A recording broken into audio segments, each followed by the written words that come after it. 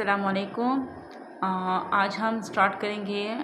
मैंने आप लोग को सेकंड वीडियो में ब्रांचेस ऑफ केमिस्ट्री हमने स्टार्ट की थी। उसके पहले 3 ब्रांचेस को मैंने डिस्कस किया हुआ है।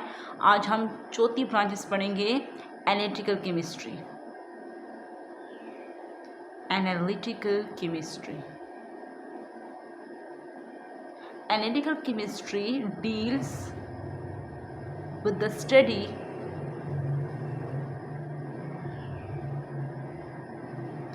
analytical chemistry with the study of qualitative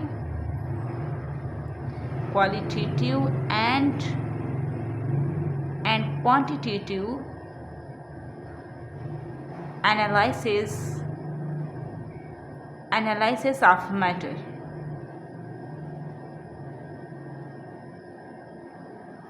analytical chemistry में हम सिर्फ 2 चीज़ों के बारे में पढ़ेंगे। एक हमारे पास क्या होगा, क्वालिटेटिव, और दूसरा है क्वांटिटेटिव। क्वालिटेटिव कहते हैं कि हमारे पास जो कंपाउंड होगा वो किस टाइप या किस काइंड का, यानी किस किस्म का होगा। और क्वालिटेटिव में हम पढ़ेंगे उसकी अमाउंट यानी मिकदार के बारे में पढ़ेंगे। ठीक है। फॉर एग्ज़ाम्पल, अब जिस तरह के हमारे पास क्या हो गया, वाटर है H2O। इससे पहले मैं आप लोग को एक डेली लाइफ एग्जांपल दे दी। जिस तरह कि हम कहें ना कि अभी कि इंसान है, इसके अंदर कौन सी क्वालिटी है, तो हम कहते हैं ना कि इस इंसान में एक अच्छी क्वालिटी ये है कि ये सच बोलता है, और दूसरी अच्छी क्वालिटी ये है कि ये झूठ नहीं बोलता। तो यहाँ पे अगर हम केमिस्ट्री में एक कंपाउंड की बात करें तो यहाँ पे हम कहें कि H2 की क्वालिटी क्या है, तो आप लोगों ने कहना है कि पहले तो H2 हमारे पास लिक्विड है, दूसरी बात यह है कि इसके अंदर हाइड्रोजन और ऑक्सीजन प्रेजेंट है, ये इसकी क्वालिटी है। और क्वांटिटी क्या है, इसका मिकदार क्या है, इसका अमाउंट क्या है, तो आपने कहना है कि 2 मोल्स ऑफ हाइड्रोजन प्रेजेंट्स है और 1 मोल्स ऑफ ऑक्सीजन प्रेजेंट है, यानी हम इसको एकदम अमाउंट बता दिया है। ठीक है। क्वालिटी में क्या बताना है कि इसके अंदर हाइड्रोजन और ऑक्सीजन प्रेजेंट्स है, दूसरी बात यह है कि ये लिक्विड है, और इसकी क्वांटिटी क्या है कि 2 मोल्स ऑफ हाइड्रोजन इसमें प्रेजेंट है और 1 मोल्स ऑफ ऑक्सीजन इसमें प्रेजेंट है। ठीक है। अगर कोई और एक और एग्जांपल ले लेते हैं, जिस तरह के CH4 लिया, जिसको हम मीथेन गैस कहते हैं, जो कि घरों में यूज़ करते हैं। अब इसकी क्वालिटेटिव क्या है, क्वालिटेटिव ये है कि ये एक गैस है। ठीक है। और दूसरी बात, इसके अंदर कार्बन और हाइड्रोजन प्रेजेंट्स है। और इसके क्वांटिटेटिव क्या है, इसमें 1 मोल ऑफ कार्बन है और 4 मोल ऑफ हाइड्रोजन है, तो ये इसकी क्वांटिटेटिव है। तो ये था हमारे पास एनालिटिकल केमिस्ट्री। इसके बाद हम स्टडी करने जा रहे हैं इंडस्ट्रियल केमिस्ट्री। इंडस्ट्रियल केमिस्ट्री है ये इंडस्ट्रियल केमिस्ट्री। अब इंडस्ट्री से पता चल रहा है कि हम किसी इंडस्ट्री की बात कर रहे हैं। ठीक है। जिस तरह हमारे पास इंडस्ट्री में हमारे पास केमिकल इंडस्ट्री भी होते हैं, फर्टिलाइजर इंडस्ट्री भी होते हैं, सीमेंट, ग्लास, बहुत सी इंडस्ट्री होते हैं, टेक्सटाइल इंडस्ट्री होते हैं, डिफरेंट इंडस्ट्री होते हैं जिसके अंदर डिफरेंट केमिकल का इस्तेमाल होता है। ठीक है। अब हमारे पास डिफरेंट केमिकल्स है, जिस तरह के Cl2 हो गए हमारे पास, O2 हो गए हमारे पास, NH3 हो गया हमारे पास, और भी बहुत से हैं, सोडियम हाइड्रोक्साइड हो गया। तो ये जो डिफरेंट हमारे पास जो कंपाउंड्स होते हैं, ये हम क्या करते हैं, ये हम प्रिपेयर करते हैं कमर्शियल स्केल पर, और ये तमाम चीज़ें हम कहाँ पे बनाते हैं, इंडस्ट्री में बनाते हैं। ठीक है। और यही जो कंपाउंड्स होते हैं ये फिर अदर इंडस्ट्रीज में भी इस्तेमाल होते हैं। अब जिस तरह की फर्टिलाइजर इंडस्ट्री है, फर्टिलाइजर इंडस्ट्री में हम क्या करते हैं, NH3 का वहाँ पे NH3 का यूज़ करते हैं, यानी वहाँ पे हम यूरिया को बनाते हैं, और यही NH3 जिसको हम यूरिया कहते हैं, यही यूरिया फिर हम खाद के लिए इसको NH3 जो इसको हम यूरिया बोलते हैं, यूरिया को हम खाद बोलते हैं, यही खाद को हम क्या करते हैं, फर्टिलाइजर खेत वगैरह में इस्तेमाल करते हैं। और खेत में जो इंसेक्ट्स वगैरह होते हैं, इस यूरिया के ज़रिए उसको इंसेक्ट्स को किल कर लेते हैं, और फिर हमारे पास जो क्रॉप्स वगैरह प्लांट्स होते हैं उनकी जो वो पैदावार होती है वो बहुत ही अच्छे तरीके से फिर होती है। ठीक है ना।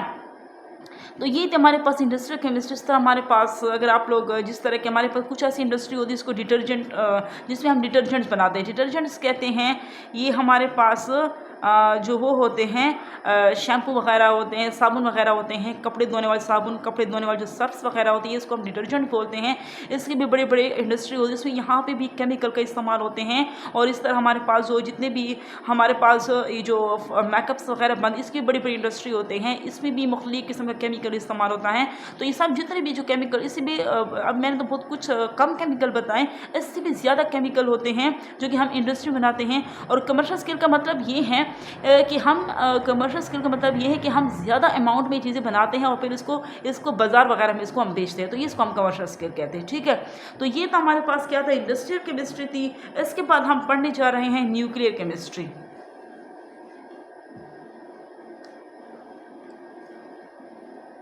हमारे पास क्या है, न्यूक्लियर केमिस्ट्री।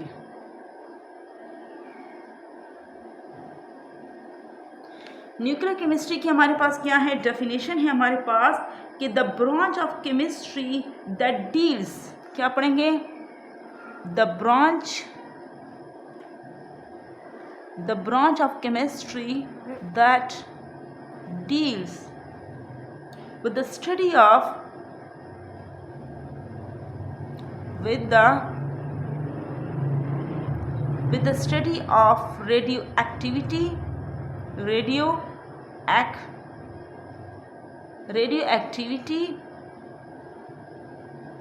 nuclear process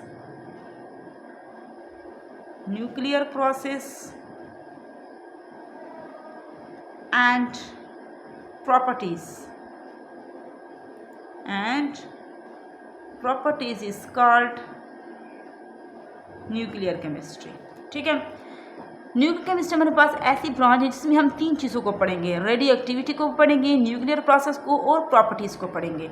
ठीक है, पहले मैं आप लोग को समझाऊं कि रेडियो एक्टिविटी क्या होती है। हमारे पास रेडियो एक्टिविटी हमारे पास क्या होती है, हमारे पास एक ऐसा अनस्टेबल एलिमेंट जिसके न्यूक्लियस से कोई सा भी रेडिएशन अगर इमिट हो जाए, ऐसा अनस्टेबल एलिमेंट जिनके न्यूक्लियस से वो रेडिएशन इमिट हो जाए यानी खारिज हो जाए, उसको वो हमारे पास क्या होते हैं, वो एलिमेंट अनस्टेबल होता है और इसको हम रेडियो एक्टिव एलिमेंट कहते हैं और इस प्रोसेस को हम रेडियो एक्टिविटी कहते हैं। न्यूक्लियर प्रोसेस क्या होता है, न्यूक्लियर प्रोसेस वो न्यूक्लियर प्रोसेस जिसके न्यूक्लियस में ब्रेक डाउन हो जाए या ब्रेकअप हो जाए तो उससे हमारे पास 3 किस्म के रेडिएशन हमारे पास इमिट्स होते हैं, जिसको हम क्या बोलते हैं, अल्फ़ा जो रेज़ होती हैं, एक बीटा रेज़ होती हैं और एक हमारे पास गैमा रेज़ होती हैं, sorry alpha rays, beta rays और गैमा रेज़। ये 3 जो रेज़ होती हैं ये न्यूक्लियस से क्या होती है, इमिट्स होती है, इसको हम न्यूक्लियर प्रोसेस कहते हैं। और फिर इसकी जो प्रॉपर्टीज़ होती हैं वो प्रॉपर्टीज़ यानी गैमा पे कौन सा चार्ज हो, बीटा पे और अल्फ़ा पे कौन सा चार्ज हो, तो ये तीनों का हम जिसकी जो डिस्कशन होगी इंशाअल्लाह आप लोग को आगे हम करेंगे। अभी फ़िलहाल हम ब्रांचेस ही पढ़ रहे हैं। ठीक है, उसके बाद हमारे पास क्या है, इनके प्रॉपर्टीज़ जो हैं अल्फ़ा के ऊपर जो चार्ज और बीटा और गैमा, तो ये तीनों जो प्रॉपर्टीज़ होंगी वो हम इन तीनों को आप लोग को एक्सप्लेनेशन से इसको हम डिस्कस करेंगे, लेकिन ये फिर हम आपको आगे टॉपिक में डिस्कस करेंगे। ठीक है, तो इसको हम ये सब चीज़ें हम न्यूक्लियर केमिस्ट्री में ही पढ़ते हैं। अब हमारे पास जो न्यूक्लियर केमिस्ट्री, हमारे पास जो रेडियो एक्टिव एलिमेंट्स होते हैं वो कौन से रेडियो एक्टिव एलिमेंट्स होते हैं, जिसका एटॉमिक नंबर अगर 80 से अबव हो तो वो हमारे पास रेडियो एक्टिव एलिमेंट्स होते हैं। और रेडियो एक्टिव एलिमेंट्स क्यों अनस्टेबल होते हैं, इसलिए अनस्टेबल होते हैं कि वो जो अनस्टेबल एलिमेंट्स होता है वो हमेशा रिएक्शन में हिस्सा लेता है। ठीक है, अब देखो ना, फॉर एग्जांपल जो फ्रांसियम है, फ्रांसियम हमारे पास क्या है, रेडियो एक्टिव एलिमेंट्स है हमारे पास और इसका एटॉमिक नंबर 80 से अबव है, तो ये फ्रांसियम जो है ये हमारे पास हाईली रिएक्टिव होता है। इस वजह से ये हमारे पास क्या होता है, अनस्टेबल। जितना हाईली रिएक्टिव होता है वो उतना ही अनस्टेबल होता है और ये अपने आप को स्टेबल करने के लिए रिएक्शन में हिस्सा लेता है। तो इस वजह से हमारे पास, आप एक बात याद रखना, जब एक इंसान स्टेबल हो यानी फॉर एग्जांपल उसके पास पैसा हो, सब कुछ हो, तो वो मतलब कि सब कुछ हो, मतलब कि वो स्टेबल हुआ होता है, तो वो पागल तो नहीं होता कि फिर भी वो काम करे क्योंकि वो स्टेबल है। एक जो अनस्टेबल इंसान होता है जिसके पास पैसा कुछ नहीं होता, तो वो पैसा कमाने के लिए जॉब्स वगैरह कुछ करता है कि मैं अपने आप को स्टेबल कर सकूँ। तो ये इस तरह केमिस्ट्री में भी रिएक्शन का भी यही काम होते हैं, जो अनस्टेबल होते हैं अपने आप को स्टेबल करने के लिए क्या करते हैं, रिएक्शन में हिस्सा लेते हैं, और जो स्टेबल्स होते हैं वो फिर बिल्कुल जो होते हैं वो लेस रिएक्टिव होते हैं और वो क्या करते हैं, रिएक्शन में हिस्सा नहीं लेते। तो हमारे पास जो रिएक्टिव एलिमेंट का फार्मूला है, हमारे पास जो रेडिएक्टिव होते हैं वो इन्वर्स होता है स्टेबिलिटी पर। जितना मोर रिएक्टिव होगा उतना ही वो लेस स्टेबल होगा। ठीक है, और जो मोर रिएक्टिव होता है उसकी ज़ाहिर एनर्जी भी हाईली एनर्जेटिक होता है, और अगर लो हमारे पास रेडिएक्टिव होगा, लेस रेडिएक्टिव होगा, तो जो लेस रेडिएक्टिव होता है वो मोर स्टेबल होता है। ठीक है, और हमारे पास जो मोर स्टेबल होते हैं वो हमारे पास जो होते हैं वो ज़ाहिर बात है स्टेबल ही होते हैं, वो हिस्सा जो हमारे पास जो लेस स्टेबल होते हैं ना, लेस स्टेबल, क्योंकि उसकी स्टेबिलिटी कम होती है तो इस वजह से वो रिएक्शन में हिस्सा लेते हैं। तो हमारे पास अब देखो ना, ये उसकी अनस्टेबल था, मोर रिएक्टिव था, हाईली एनर्जेटिक था, इस वजह से वो लेस स्टेबल था। अगर हमारे पास रेडियो एक्टिव एलिमेंट क्या होगा, अगर लो रेडिएक्टिव होगा और इसकी एनर्जी भी कम होगी, यानी लेस वो होगा, एनर्जेटिक होगा, तो उसकी जो स्टेबिलिटी होगी वो मोर होगी और तो फिर वो हमारे पास रिएक्शन में हिस्सा नहीं लेगा। तो हमारे पास ये सब चीज़ें, ये मैं आप लोग को एक किस्म का एक फार्मूला बताए हैं समझाने के लिए कि आप लोग को कैसे पता चलेगा कि जो मोर रेडिएक्टिव होगा तो क्या वो लेस स्टेबल होगा या मोर स्टेबल होगा, या लेस रेडिएक्टिव होगा तो उसका क्या होगा। तो आप इन्वर्स याद करें, जब एक चीज़ ज़्यादा होगी इन्वर्स में तो दूसरी चीज़ कम होगी, जब एक चीज़ कम होगी तो दूसरी चीज़ क्या होगी, ज़्यादा होगी। हमारे पास जो न्यूक्लियर केमिस्ट्री में हमारे पास क्या है, ये जो हमारे पास जो ब्लड कैंसर्स होते हैं, ये जो इंसान के ब्लड के सेल में क्या होते हैं, हमारे पास ब्लड के सेल में जब हमारे पास कैंसर जब क्या हो जाए, नमूदार हो जाता है, यानी उसके अंदर ज़ाहिर हो जाते हैं हमारे पास, तो फिर हम क्या करते हैं, रेडियोएक्टिव एलिमेंट को यूज़ करते हैं। जिस तरह के आयोडीन 131 है, आयोडीन क्या है 131, ये एक हमारे पास रेडियोएक्टिव एलिमेंट्स हैं।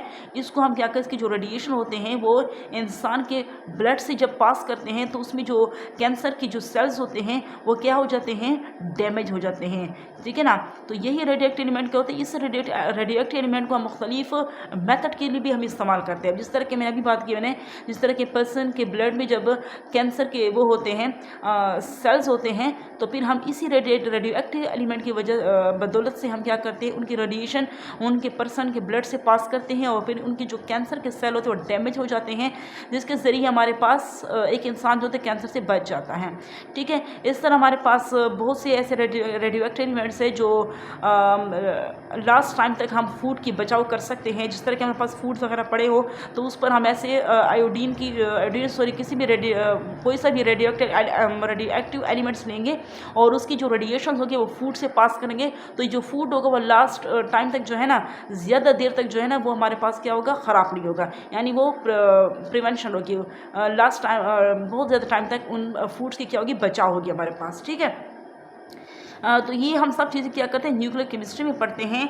हमारे पास एक आप लोगों ने ये आई थिंक आप लोगों ने शायद सुना हो या ना सुना हो, तो ये कंसेप्ट भी आप लोगों के साथ देती चलूँ मैं, कि हमारे पास 1945 में हमारे पास अमेरिका ने क्या किया था, 1945 में अमेरिका ने जापान के 2 शहर थे हमारे पास, नागासाकी था और एक हमारे पास था बुरुशिमा। आई थिंक ये 2 शहर थे जिन पर अमेरिका ने एक न्यूक्लियर बॉम्ब वहाँ पे उसने अटैक किया था, और अभी तक कह रहे कि अभी तक उस न्यूक्लियर की जो रेडिएशन की जो इफेक्ट है वो अभी तक भी उन 2 शहरों में है, अभी तक उन 2 शहरों में हैं, और कहते हैं कि वहाँ जो है ना अभी तक सही तरह इंसान की ग्रोथ, प्लांट्स की ग्रोथ, एनिमल्स की ग्रोथ जो है सही तरीके से जो है ना वहाँ पे नहीं हो रहे। तो ये जो सब चीज़ जितने भी हमने अभी पढ़े हैं, हमने गैमा रे, बीटा रे, और अभी जो मैंने आप लोगों को एटॉमिक बॉम्ब्स वगैरह के बारे में, ये सब चीज़ें हम न्यूक्लियर केमिस्ट्री में पढ़ते हैं, ठीक है। तो ये था आज का हमारा टॉपिक। आई थिंक आप लोग को समझ आ चुकी होगी। जो चीज़ भी आप लोग को समझ ना आए तो आप लोग जो है मुझे आप लोग मैसेज कर सकते हैं वहाँ पर, ठीक है। तो इंशाल्लाह मैं आप लोग को वहीं पर आप लोग को जवाब दे दिया करूँगी, ठीक है। ओके, अल्लाह हाफ़िज़।